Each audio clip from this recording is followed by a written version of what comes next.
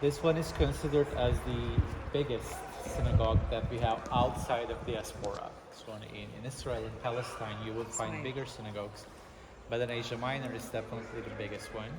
It's quite big considering the size of a synagogue in different Roman cities. So in the Roman state, they have this two notion of different religions. We have something called religio licita. That means that it's completely fine and legal to practice this religion. Paganism was like that. Iranian religions, some Egyptian religions. Judaism was a part of this group. And we have religio illicita, which means that you just cannot practice this religion. And Christianity was considered like a religion like this during 400 years, up until the period of Emperor Constantine. That's why it was heavily persecuted. So we know that Jewish people possess some certain rights under Roman rule, okay? But this synagogue comes as a very different example because the size is not regular, first of all. Second of all, it has something that other synagogue does not have, mostly images and grand mosaics. As you can see, this is something quite Byzantine, actually.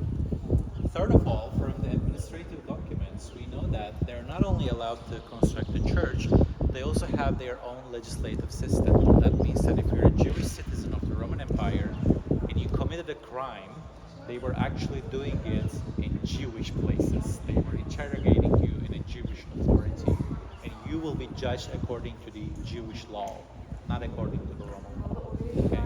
So that makes us understand that actually the Jewish population of the city was quite prominent and strong. So they arrived to Sardis, I'm talking about the Jewish people, around the 3rd century BC. When they built up the synagogue, when they finished the construction, they already had been living in the city for 500 years. Okay, this is from 2nd century AD.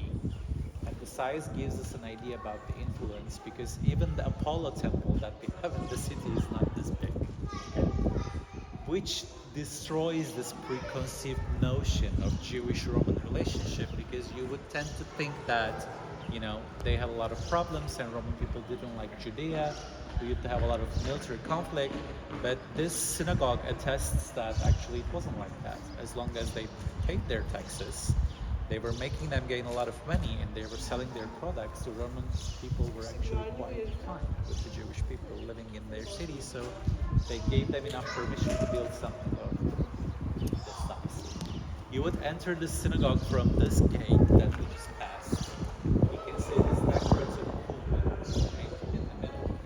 We call it propylon in Latin language. It doesn't have any function. You could have some trees, flowers, just like a decorative entrance. Okay, and this is also the meeting point of the Jewish people because anciently you wouldn't come to the synagogue only to pray. The synagogue has different functions. This is the main hall. All the bases were the big columns. Okay, you have many of them. As you can see, just imagine that these were higher in order to support the roof. It doesn't possess any dome, just a roof. So the formation looks like a little bit Christian basilica that we saw in Laodicea, more or less. We have mosaics on the ground. They do not have any images, but they mostly have geometrical patterns. You would find mosaics in the form of marble on the walls. This is where we have the altar, okay? If you pay attention, you will see that the entrance of a room is located on your left. This is where they kept the Holy Scripture, okay? And the altar on both sides used to have some lion statues like this one. These are not original, these are copies, okay? But during the excavations, they discovered the original ones, which is something rare because this is quite Roman style and you wouldn't find statues like this one in synagogues, okay? So we're talking about an extremely Hellenized Jewish community which possesses Greek customs. They put Greek inscriptions in their synagogues. They were fluent in Greek and completely adopted Greek lifestyle, but they are still Jewish by definition, okay? The archaeologists think that the lion statues that we found here were repurposed and recycled from an ancient temple of Artemis, which is something quite odd. Again, we have some pagan statues inside of a synagogue. Okay, so this is why this synagogue in particular is such a unique example. They finished the excavations in 1960s. The entire city was excavated by German people. people, but this synagogue in particular was excavated by an American university. So the American archaeologists made the entire reconstruction. And only last year they put this roof on top of us in order to protect the inner mosaics. We didn't have anything. Felipe would remember. It was just like an open area, wide open.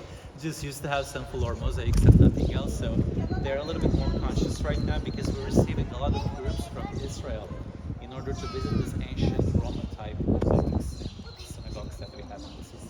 So the government also started investing a little bit more money because not only for Christians, also for the Jewish people, Asia Minor is a lot of important sites.